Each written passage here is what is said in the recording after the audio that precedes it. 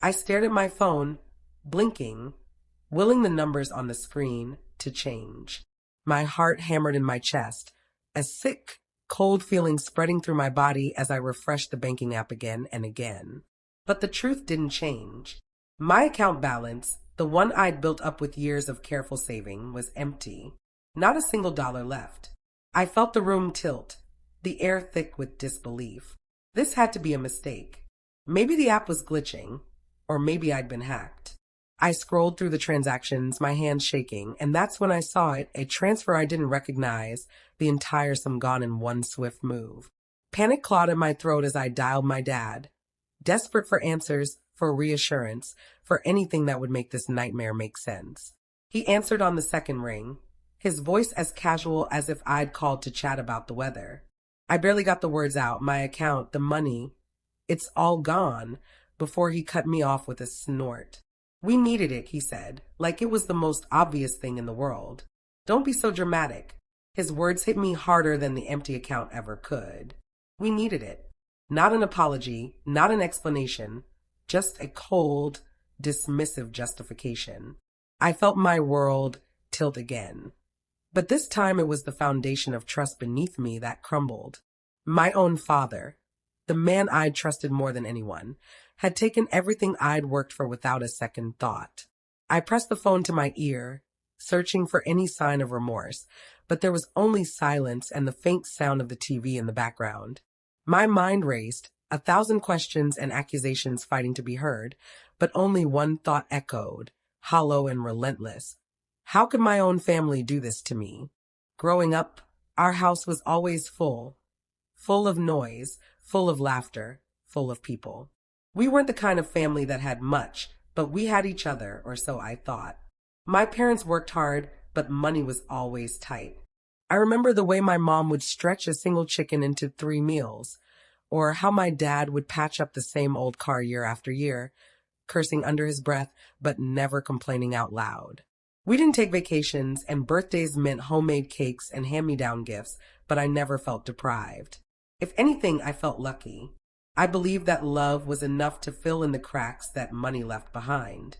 As the oldest, I learned early that I was expected to help.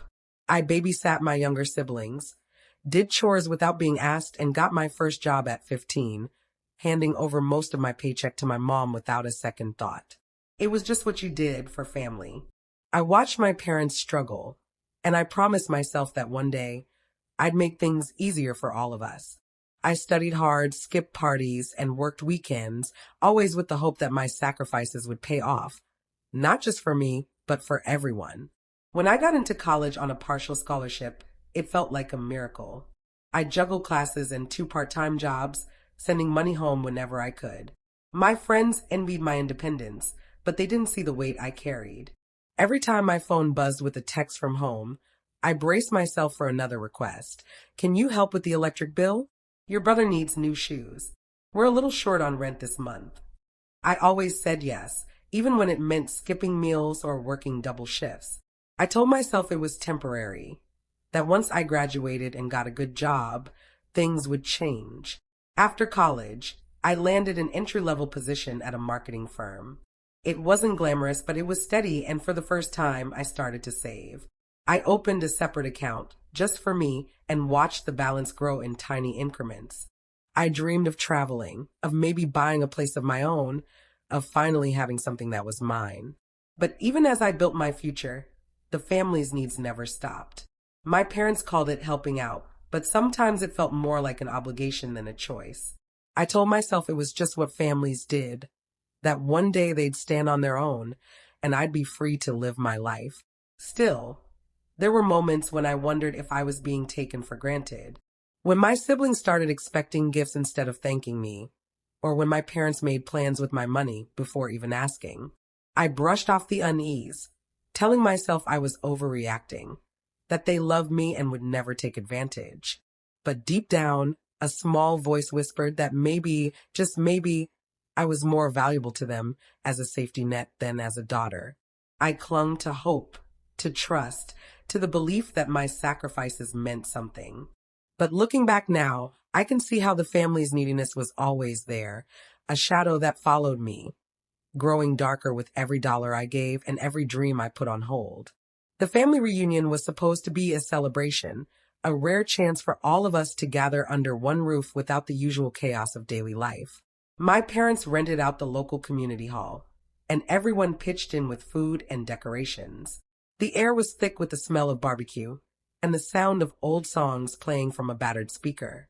My aunts swapped stories in the kitchen, my uncles argued over card games, and my younger cousins darted between tables, sticky-fingered and wild with sugar. For a moment, it felt like the best parts of my childhood. Laughter echoing off the walls, the comfort of familiar faces, the sense that no matter what, we belong to each other.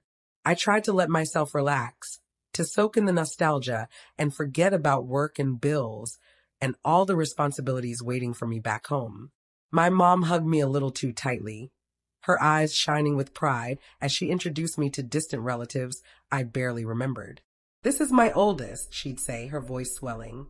"She's doing so well for herself." I smiled, feeling both proud and strangely exposed, as if my achievements were on display for everyone to judge. As the afternoon wore on, the questions started. At first, they seemed innocent enough. How was my job going? Was I still living in the city? Did I have any plans to settle down? But soon, the conversation shifted. My cousin asked if I was still saving for a house, her eyes lingering a little too long on my watch. Maya wanted to know if my company gave out bonuses. Even my younger brother, who'd never shown much interest in my life, asked if I'd thought about investing.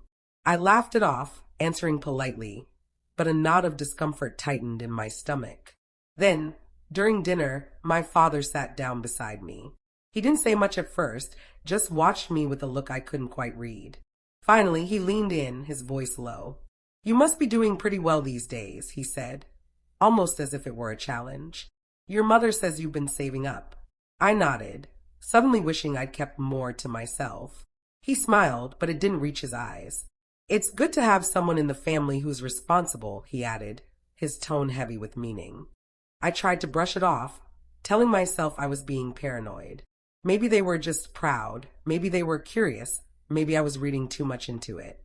But as the night wore on, I caught more glances, more whispered conversations that stopped when I walked by. I wanted to believe it was all in my head, that the warmth and laughter were real, that my family saw me as more than just a bank account. But as I watched them, I couldn't shake the feeling that something had shifted, that I was being measured in ways I didn't understand. Was I just imagining the way they looked at me? The reunion ended with hugs and promises to keep in touch.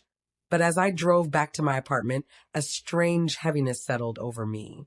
I tried to shake it off, blaming exhaustion and the emotional whiplash of family gatherings. I tossed my bag on the couch, kicked off my shoes, and decided to check my bank account, just a quick glance, a habit I'd developed after years of scraping by. I expected to see the familiar comfort of my savings, the result of so many sacrifices and late nights. Instead, my heart dropped. The balance was 0. For a moment, I thought it was a glitch. I refreshed the app, closed it, reopened it, but the numbers didn't change. My hand started to tremble as I scrolled through the transaction history. There was a single, massive withdrawal, draining everything I had. My mind raced. Had I been hacked? Was my identity stolen? I felt a cold sweat break out across my skin as panic set in. I tried to remember if I'd clicked on any suspicious links, if I'd lost my card, but nothing made sense. I called the bank, my voice shaking as I explained the situation. The hold music felt endless, every second stretching out as I imagined my future unraveling. When the representative finally answered, I stumbled through my story, desperate for reassurance. She pulled up my account, her tone growing serious. "The withdrawal was made online," she said. "It was authorized using your personal information, your password, your security questions. There's no sign of external fraud." I felt dizzy, my thoughts spinning. How could that be? I was careful, paranoid even. I changed my passwords regularly, never shared my details with anyone. The representative hesitated, her voice softening. "I know this is difficult, but the transfer was made by someone you know." I barely slept that night, my mind replaying the bank's words over and over. Someone I knew, someone I trusted. The next morning, I called my parents. My voice was tight, my words clipped, but I didn't bother with small talk. Did you take my money? I asked, the question hanging in the air like a storm cloud. There was a long pause on the other end. Then my mother's voice, soft and uncertain. Honey, what are you talking about? I explained, my anger simmering just beneath the surface. Every detail of the withdrawal, every security question only my family would know. My father's voice cut in, sharp and defensive. You're being dramatic. We needed it. It was an emergency. I felt my breath catch. An emergency? You emptied my entire account without asking. My mother tried to soothe me, her words a jumble of apologies and excuses. We didn't know what else to do. Your father lost some hours at work, and the bills were piling up. We thought you'd understand. But I didn't understand. I couldn't. I'd spent years sacrificing for them, always putting their needs before my own, and now they'd taken everything without even a warning. My father's tone grew harder. You're part of this family. When one of us is in trouble, we all pitch in. That's how it's always been. I could hear the edge in his voice, the unspoken accusation that I was being selfish for even questioning them.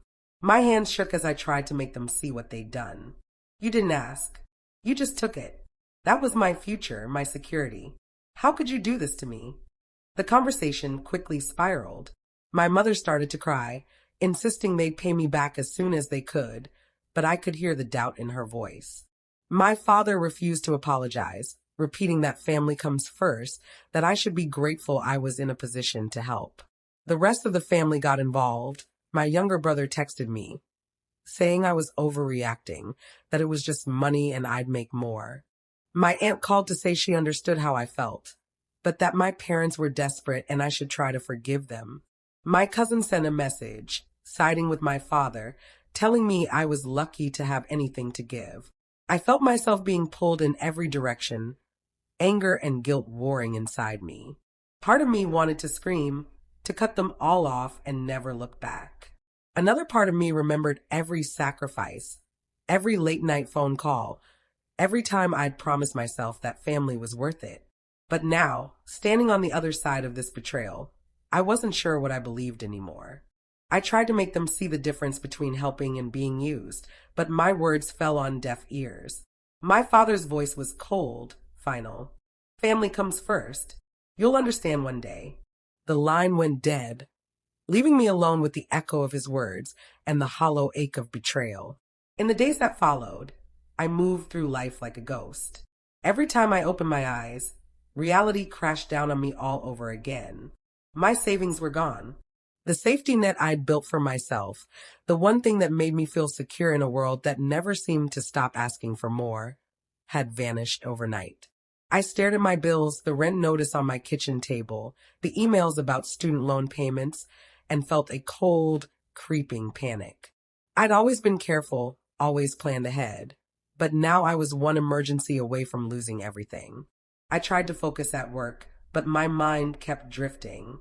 I missed deadlines, forgot meetings, and snapped at coworkers who asked if I was okay. I lied and said I was just tired, but the truth was I felt hollowed out. I stopped answering calls from my family, unable to face their voices, their justifications, their guilt trips. The apartment that had once felt like a sanctuary now felt like a prison. Every corner a reminder of what I'd lost. My friends noticed the change. At first, they offered comfort, dinners, movie nights, long walks where they let me vent. But as I told them what happened, their sympathy turned to outrage. You have to do something, my best friend insisted. This isn't just a misunderstanding. They stole from you. Another friend offered to help me talk to a lawyer to see if there was any way to get my money back. The idea made my stomach twist. The thought of dragging my family into court, of making our private pain public, felt unbearable. I imagined my mother's tears, my father's anger, the way the rest of the family would close ranks against me. I'd always been the good daughter, the reliable one, the peacemaker. Was I really ready to become the villain in their story? I spent sleepless nights replaying every conversation, every sacrifice, every time I'd put their needs before my own. I wondered if I'd been naive, if I'd let love blind me to the truth. The isolation was suffocating. I couldn't talk to my family, and I couldn't bring myself to take the steps my friends urged me to take. I felt trapped between two worlds, one where I was the dutiful daughter, and one where I was finally allowed to be angry, to demand better. But as the days dragged on, the anger started to burn brighter than the guilt. I realized that if I didn't stand up for myself, no one would. The night before I made my decision, I barely slept. I lay awake, staring at the ceiling, replaying every moment that had led me here. I thought about the years I'd spent putting everyone else first, the dreams I'd shelved, the boundaries I'd never set. I realized I was done being the one who always gave in. I was done letting guilt dictate my life. By morning, my fear had hardened into resolve. I called my father, my voice steady for the first time since this all began. "We need to talk," I said. He tried to brush me off, but I wouldn't let him. I told him calmly but firmly that what he'd done was theft, and if he didn't make it right, I would have no choice but to involve the authorities. The silence on the other end was heavy. Then he exploded, accusing me of betrayal, of turning my back on the family. But I didn't back down. I told him I deserved respect, not just as his daughter, but as a person. Word spread quickly. Some relatives called to beg me not to go through with it. Others accused me of being heartless. But then, unexpectedly, my younger sister reached out. She confessed that she, too, had been pressured for money, that she'd always felt like her worth was tied to what she could provide. She told me she admired my courage, that maybe it was time someone finally said no. For the first time, I didn't feel alone. I wondered, as I hung up the phone, if this would finally be the moment my family saw me as more than their safety net. The day of the family meeting, my nerves were raw, but I walked into my parents' house with my head held high. The living room was crowded, my parents, siblings, aunts, uncles, even a few cousins who'd heard about the drama. The air was thick with tension, everyone waiting to see what I would do. I could feel their eyes on me, some filled with worry, others with judgment. My father sat in his usual chair, arms crossed, jaw set. My mother hovered nearby, wringing her hands. I didn't waste time. I stood in the center of the room and told them everything. How I'd discovered the missing money, how the bank confirmed it was someone with my personal information, how I'd traced it back to my father. I laid out the facts, my voice steady, refusing to let emotion cloud the truth. My father tried to interrupt, but I held up a hand. "Let me finish," I said, and to my surprise he did. I told them how their actions had left me stranded, how I'd worked for years to build a future, only to have it stolen in a moment. I described the sleepless nights, the fear, the betrayal. I told them I loved them, but love didn't mean letting myself be used. I explained that I'd spoken to a lawyer, that what happened was a crime, and that I was prepared to press charges if the money wasn't returned. The room erupted. My aunt gasped. My brother muttered under his breath. My mother started to cry. My father's face was red with anger. "You're making a scene," he spat. "This is family business. We don't air our dirty laundry." But I didn't back down. Family doesn't mean taking without asking. Family doesn't mean betraying trust. I looked around the room, meeting each pair of eyes. If any of you think this is right, then maybe you're part of the problem. Accusations started flying. My cousin accused me of being selfish, of forgetting where I came from. My uncle said I was tearing the family apart over money. But then my sister spoke up, her voice trembling but clear. She told everyone about the time she'd been pressured for money, how she'd felt guilty for saying no, how she'd watched me carry the burden for years. "We can't keep doing this," she said. "We can't keep expecting her to fix everything." The room fell silent. My father looked at her, then at me, his anger faltering. For a moment, I saw something else in his eyes, shame, maybe, or regret. I pressed on, asking him to tell the truth about the so-called emergency. He hesitated, then finally admitted it wasn't a crisis at all. The bills were overdue. Yes, but he'd made choices, bad ones, avoidable ones. He'd taken the easy way out, using my savings because it was there, because he knew I wouldn't say no. The admission hung in the air, heavy and undeniable. My mother sobbed quietly, my siblings looked away, and the rest of the family sat in stunned silence. I felt a strange mix of relief and sorrow. The truth was out, but it had cost us all something we could never get back. I told them I wasn't doing this to hurt anyone, but I couldn't keep sacrificing myself for people who didn't respect my boundaries. I said I wanted my money back, and if it didn't happen, I would take legal action. I told them I hoped they'd understand, but even if they didn't, I was done being their safety net. My father stared at me, speechless for the first time I could remember. Around the room, faces shifted from anger to shock to something like understanding. The family, once so united in their expectations, was suddenly fractured, the old rules no longer holding. I stood my ground, heart pounding. As the silence stretched on, my father's stunned silence and the family's shocked faces the only answer I needed. In the weeks that followed, everything felt different. The family group chat went quiet, and invitations to Sunday dinners stopped coming. At first, the silence stung. I missed the easy laughter, the sense of belonging, even the chaos. But as the days passed, I realized I was breathing easier. I changed my passwords, set up new accounts, and met with a financial advisor to make sure nothing like this could ever happen again. I learned to say no not just to my family, but to anyone who tried to cross my boundaries. Some relatives reached out, offering apologies that were awkward but sincere. My sister and I grew closer, bonded by the honesty we'd finally shared. She told me she was proud of me, that watching me stand up for myself gave her the courage to do the same. My mother called one night, her voice trembling as she admitted she'd been wrong. She said she missed me, that she hoped one day I could forgive them. I told her I was working on it, and I meant it. But not everyone wanted to make amends. My father stayed silent, his pride too wounded to allow for reconciliation. A few cousins unfollowed me on social media, their loyalty to the old ways stronger than their understanding of what I'd been through. I grieved for the family I thought I had, for the version of us that existed only in my memories. But I also felt lighter, as if I'd finally set down a burden I'd been carrying for years. I poured my energy into my work, into friendships that felt genuine, into small joys I'd always put off. I started saving again, not out of fear, but out of hope for the future. I realized that I was stronger than I'd ever given myself credit for. I'd survived betrayal, heartbreak, and the loss of the people I loved most, and I was still standing. There were moments when the loneliness crept in, when I wondered if I'd made the right choice. But then I'd remember the way I used to feel, trapped, exhausted, invisible, and I knew I couldn't go back. I'd lost a lot, but I'd gained something far more valuable. The knowledge that I was worthy of respect, of love that didn't come with strings attached.